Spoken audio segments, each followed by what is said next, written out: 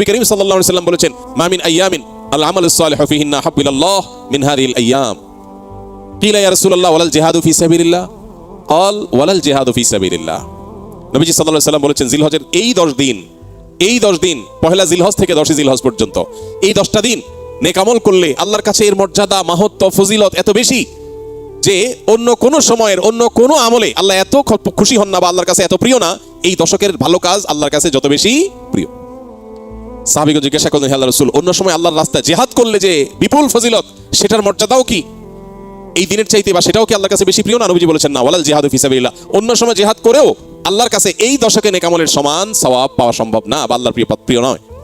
তবে অন্য সময় যদি কেউ জিহাদ করতে বের হয়ে তার জান মাল সব কোরবান করে দেয়, তার কথা ভিন্ন, তার সাথে কারো কোনো তুলনা নেই। তাহলে ভাইরা আমার, এই দশকে নেক আমলের ব্যাপারে নবী সাল্লাল্লাহু আলাইহি ওয়াসাল্লাম এত বেশি গুরুত্ব আরোপ করেছেন, এত বেশি গুরুত্ব দিয়েছেন, আল্লাহ তাআলার কাছে সবচেয়ে বেশি প্রিয়। এই জন্য এই দশকে আমরা নেক আমল করার চেষ্টা করবো তো ইনশাআল্লাহ।